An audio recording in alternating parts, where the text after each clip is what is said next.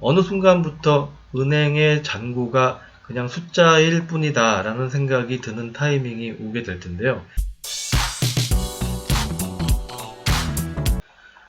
많은 분들께서 왜 아직도 회사를 다니냐, 건물주이신데 라는 질문을 많이들 하시는데, 회사에 나가기만 하면 꼬박꼬박 월급을 주고 그 많은 연봉을 주는데 굳이 제가 제 발로 나올 이유를 아직까지는 찾지를 못했습니다.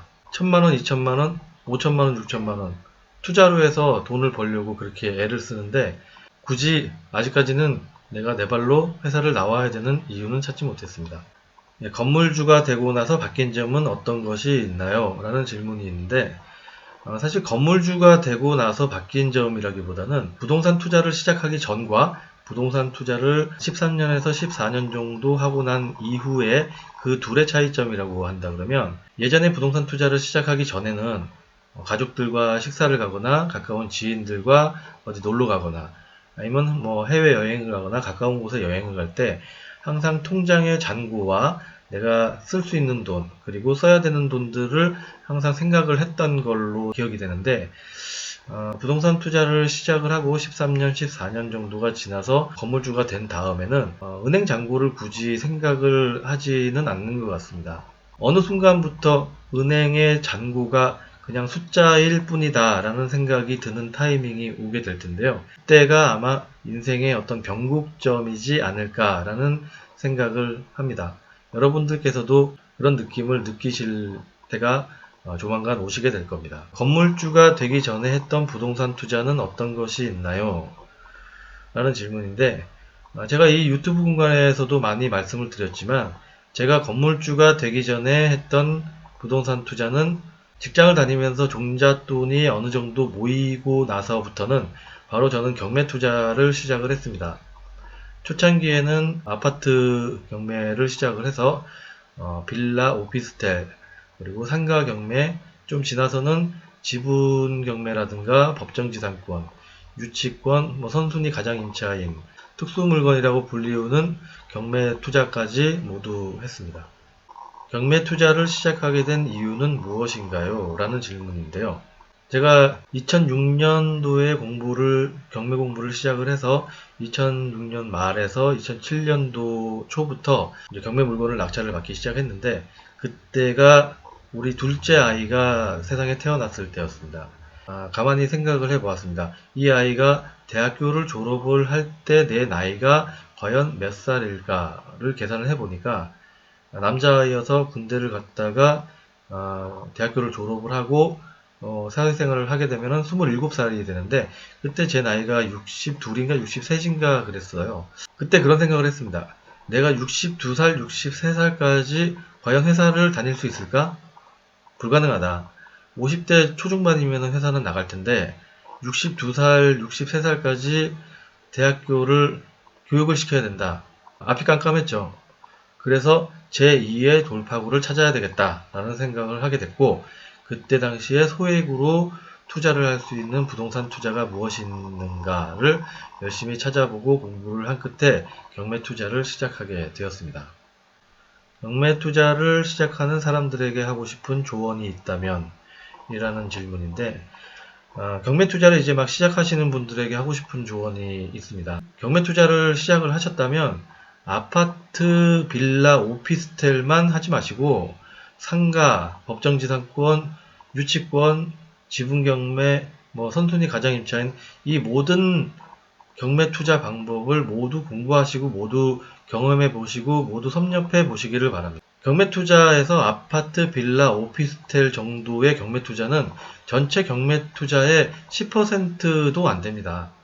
물건 자체도 그렇지만 수익 측면에서 봐도 10%도 채 안 되는 경매 투자가 아파트, 빌라, 오피스텔 투자입니다.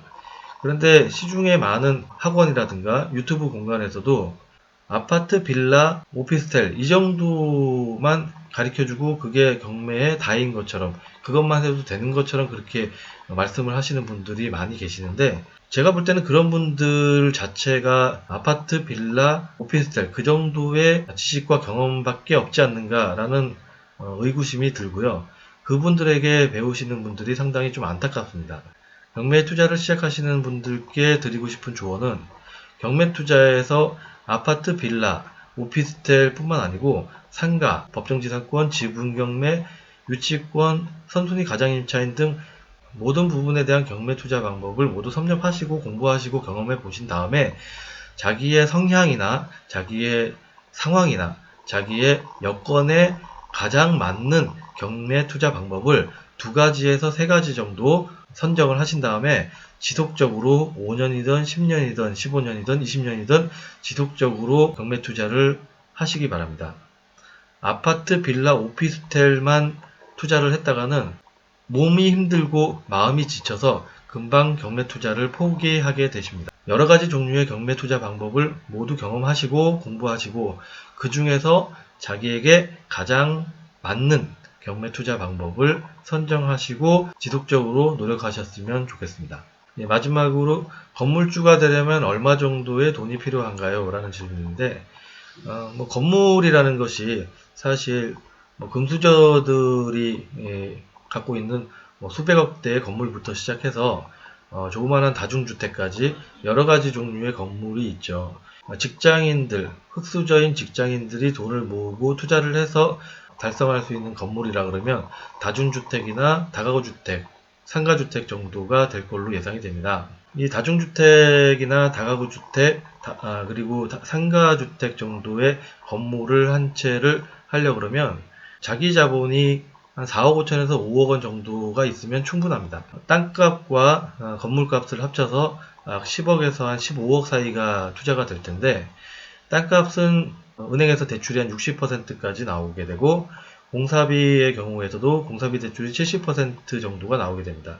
그렇게 된다면 전체 금액의 한 40% 정도의 금액을 갖고 있으면 나머지 60%는 대출로 충당을 할 수가 있는데 이 대출 중에서 공사비 대출은 보증금을 받아서 대출을 상환을 하시면 되겠습니다. 다중주택이나 다가구주택, 상가주택 정도의 건물을 신축을 하려고 하면 자기 자본으로 한 4억 5천에서 5억 원 정도 있으면 충분합니다.